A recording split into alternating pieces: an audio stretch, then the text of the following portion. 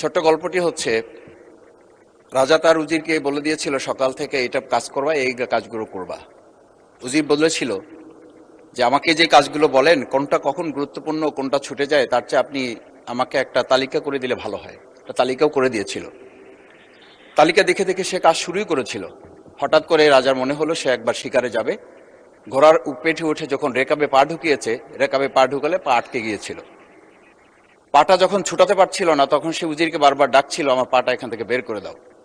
পাটা বের করতে যাচ্ছিল না উজির, কারণ উজির বারবার খুঁজছিল যে তালিকাটা করে দেওয়া হয়েছিল সেই তালিকার মধ্যে পা আটকে গেলে ওটা বের করে দেওয়ার বিধান ওখানে আছে কিনা।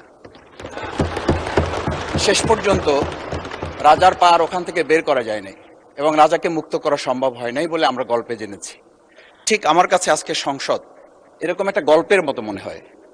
আমরা জুলাই সনদে যখন আমাদের 4 বছরের সন্তানরা জীবন দিয়েছে, আমরা যখন দেখেছি বিগত 17 বছর উন্নয়নের কথা বলে আমাদের নির্বাচনকে ভুলে দেওয়া হয়েছিল, আবার বিগত 1.5 বছর আমরা লক্ষ্য করলাম যে সে সময় আমরা কেউ কেউ নির্বাচন এবং নির্বাচন বলে বলে আমরা আমাদের মাথা থেকে বিচার এবং সংস্কারটাই ভুলে দিয়েছিলাম।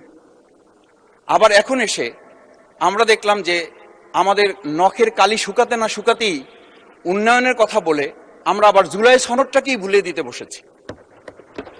আমি খুবই বিব্রত হই যে আমাদের সন্তানেরা রাস্তায় দাঁড়িয়ে সেদিন কি প্ল্যাকার্ডে এটা লিখেছিল যে আমরা একটা ফ্যামিলি কার্ডের জন্য আজকে রাস্তায় দাঁড়িয়েছি।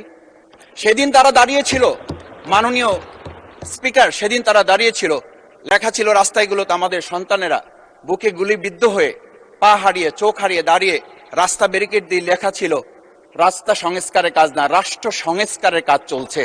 আমরা যেন সংস্কারের কথাটা মাথায় নিতে পারছি না। আমরা সংস্কারের পরিবর্তে এখন আমরা সংশোধনের দিকে যাচ্ছি। আমরা তো এই সংশোধনীর জন্য আমাদের ছেলেরা, আমাদের তরুণ যুবকরা, আমাদের জনতারা কাজ করে নাই।